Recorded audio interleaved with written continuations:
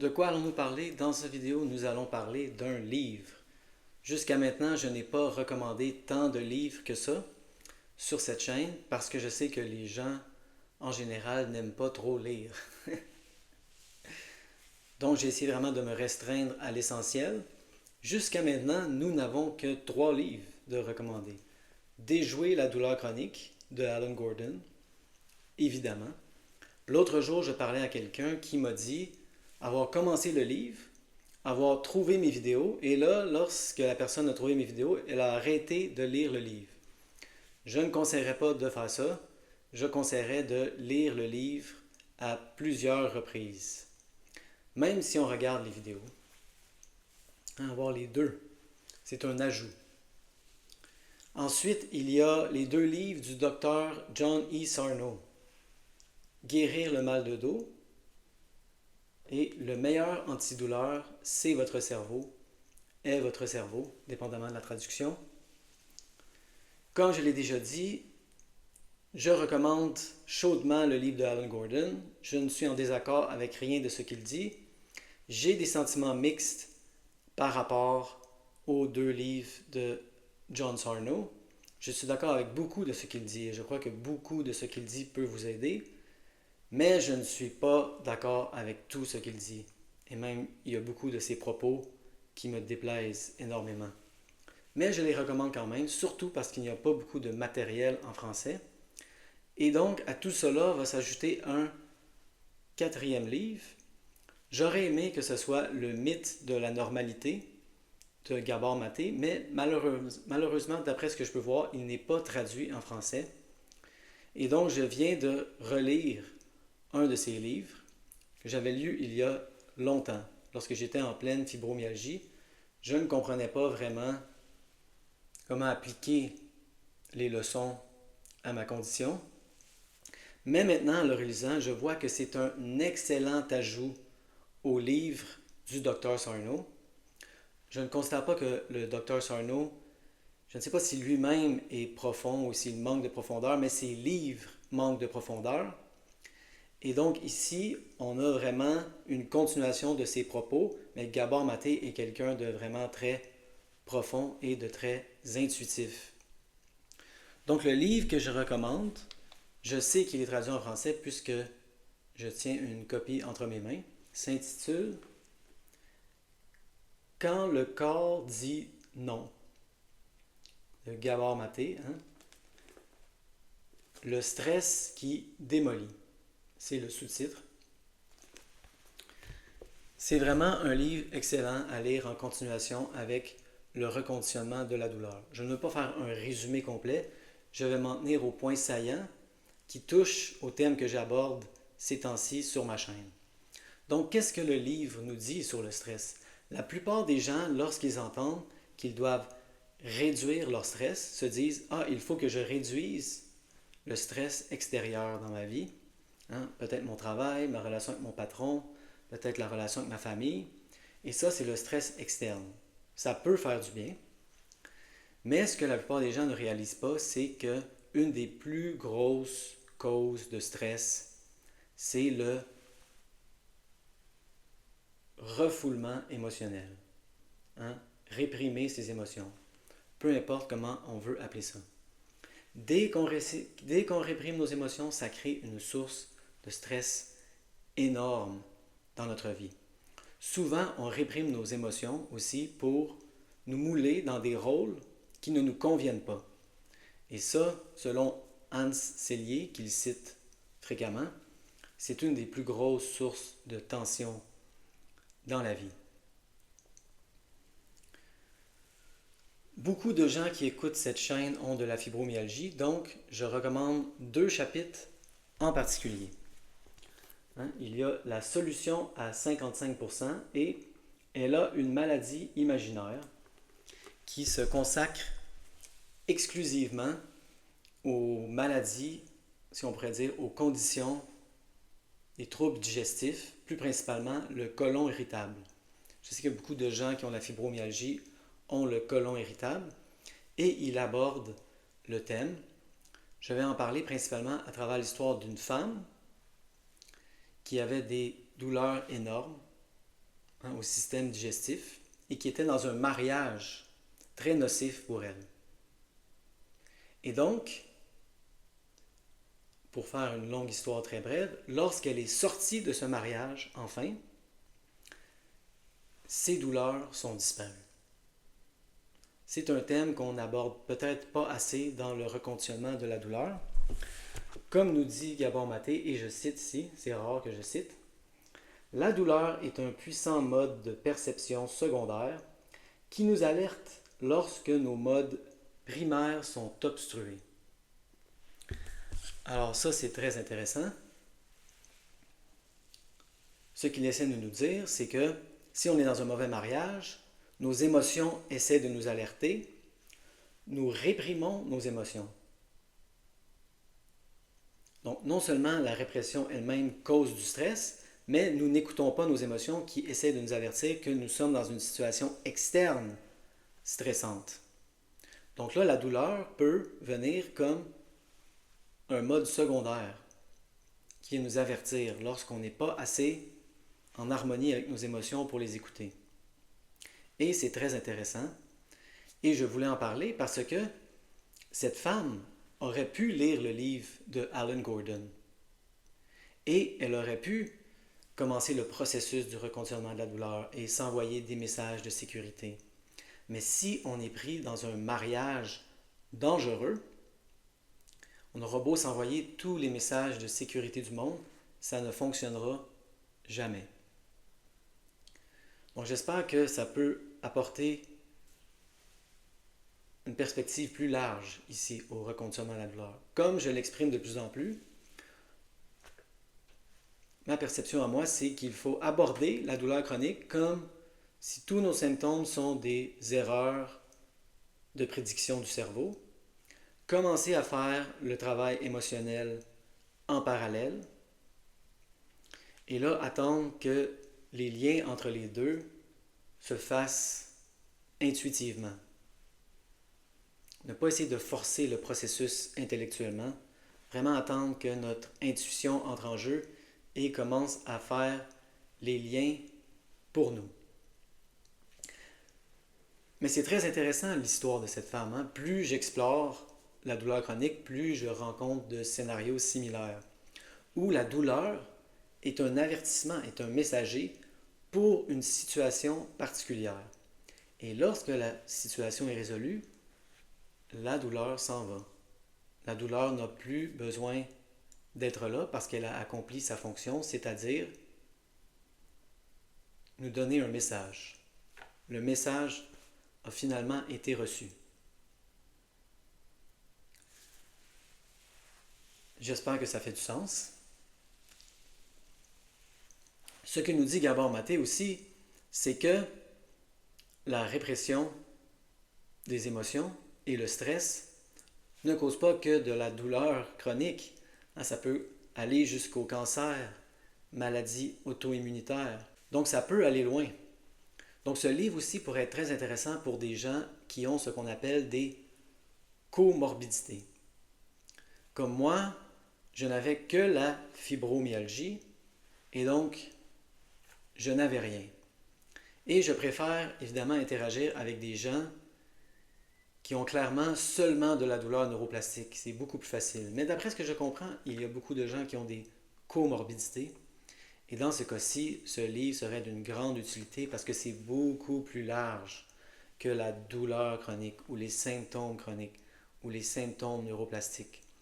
Et ça nous montre à quel point le stress peut causer des dommages dans le système. Mais ça nous montre aussi à quel point le processus de guérison peut aller très loin.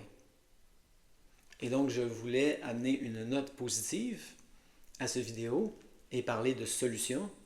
Et donc, à la fin, il nous parle des 7 clés de la guérison que je vais condenser en 6.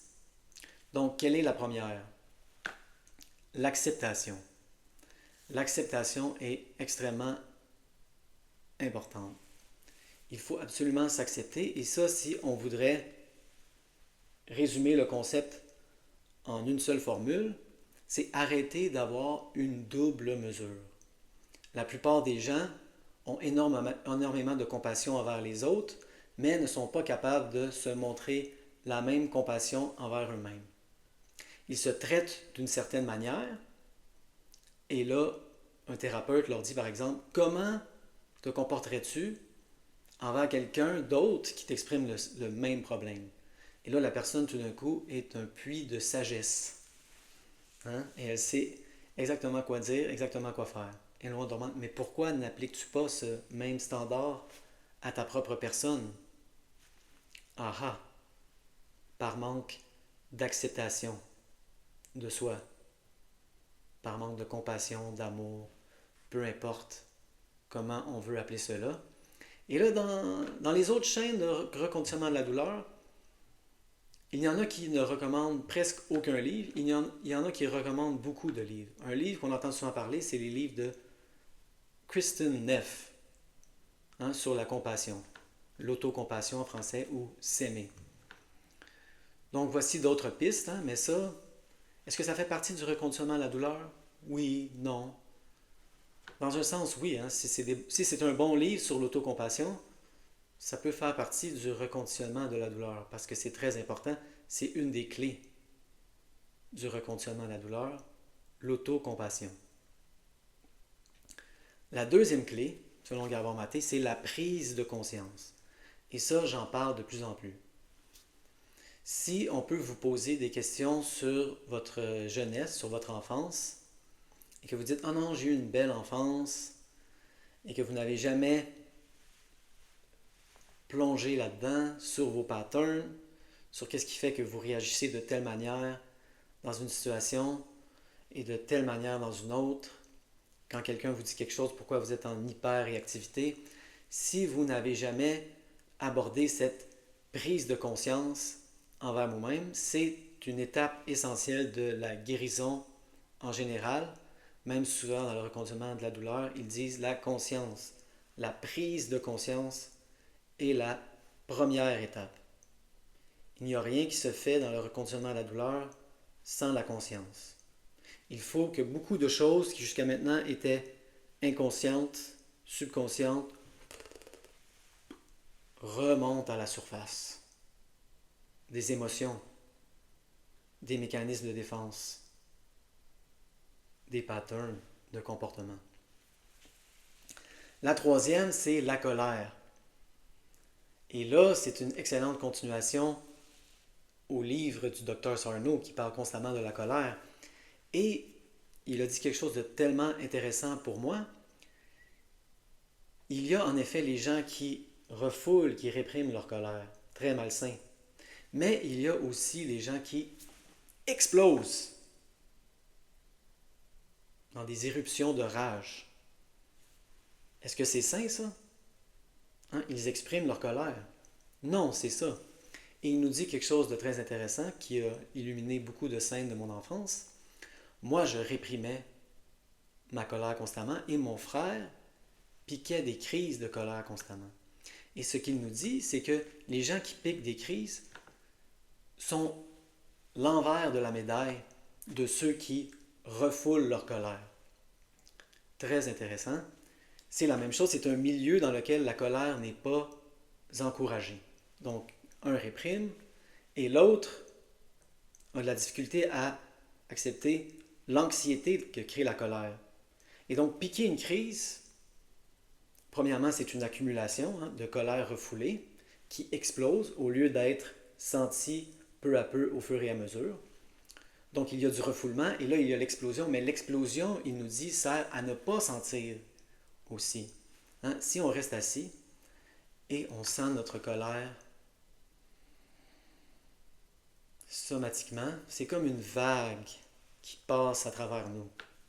On n'a pas besoin de piquer une crise. La crise, souvent, est une façon de ne pas sentir l'anxiété de la colère. Un autre de mes thérapeutes aussi me conseille de faire des crises, des fois volontaires. Ça, c'est très différent de la rage explosive. Hein, c'est des espèces d'îlots qu'on se réserve, et j'en fais des fois. Lorsque j'ai beaucoup de colère, je frappe dans des oreillers. Ça m'a pris beaucoup de thérapeutes qui m'ont dit de frapper dans des oreillers avant que je le fasse. Je me disais, qu'est-ce qu'ils ont tous contre les oreillers? Les thérapeutes n'aiment pas les oreillers. Ils veulent qu'on frappe des oreillers constamment. Ça fait du bien aussi. Ce n'est pas la même chose qu'une rage en éruption. Donc, très intéressant ce qu'il nous dit. La colère, est-ce qu'on peut dire ça, une des pires émotions à réprimer? Non, il ne faut pas réprimer aucune émotion. Les deux prochaines clés vont un peu ensemble. Il y a l'autonomie et l'attachement. Ça aussi, ça peut être deux envers de la même médaille. Commençons par l'attachement. Nous avons besoin d'être attachés. Nous avons besoin de faire ce qu'on appelle de la co-régulation.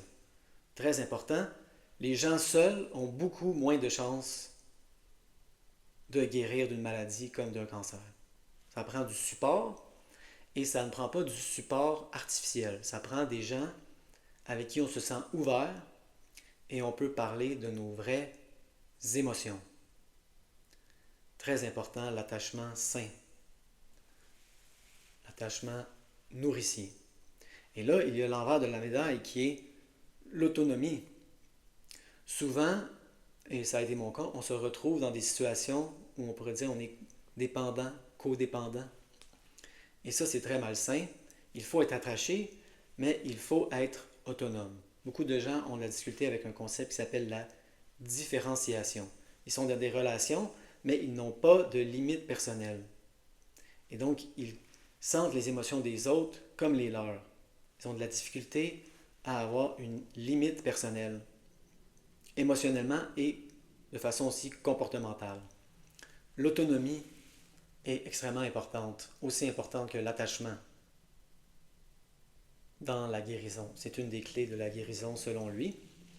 Et là, lui, il a 7 clés, mais je mets les deux dernières en une. Il parle de l'affirmation générale et de l'affirmation de soi. Parce que qu'est-ce qui est le contraire de la répression? L'affirmation. Il faut apprendre à s'affirmer de plus en plus. Que ce soit en général ou que ce soit peut-être artistiquement. Peu importe, l'humain est fait pour s'exprimer. Donc moi, les vidéos ont été une source de créativité. Et de plus en plus, je pense peut-être que je devrais écrire un livre. J'y pense, je ne sais pas, mais simplement le fait pour moi de reconsidérer l'écriture à nouveau est extrêmement courageux. J'ai une relation très complexe avec l'écriture. Et là, j'y pense, c'est ça, il faut commencer à devenir de plus en plus à l'écoute de notre corps, de plus en plus à l'écoute de nos émotions, qui vont justement jusqu'à quelque chose d'aussi subtil qu'on peut appeler l'intuition. Commencer à entendre les chuchotements qui nous disent des fois, comme Gabor Maté nous le dit quand il a commencé à écrire son livre, un petit chuchotement au début. On pensait que c'est une indigestion. Écrire. C'est peut-être le temps d'écrire. Là, au début, c'est peut-être une indigestion. On n'est pas trop sûr. C'est ça, ça prend du temps, ces choses-là. C'est subtil. Peut-être écrire un livre sur la fibromyalgie. Fibromyalgie, je pense que ça s'appellerait. Donc, l'affirmation de soi est très importante. C'est le contraire de la répression. Il faut s'affirmer, il ne faut pas avoir peur de se projeter dans l'univers de façon créative. Donc, j'espère que cette vidéo était utile. Je voulais surtout focuser sur les aspects positifs, les clés de la guérison selon lui, pour vous donner le goût de lire le livre. Mais c'est un excellent complément au Dr Sarno. Je crois que ce n'est pas un stretch de l'inclure comme un livre du reconditionnement de la douleur.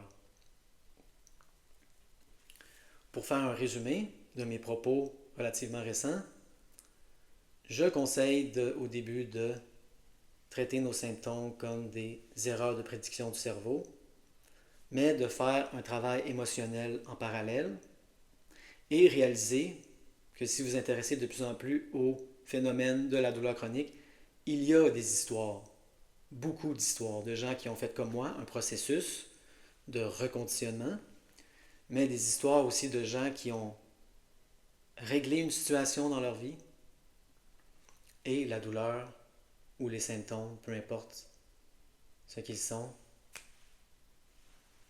est disparu comme par magie, la douleur ayant accompli sa fonction, c'est-à-dire nous avertir d'un danger dans notre vie,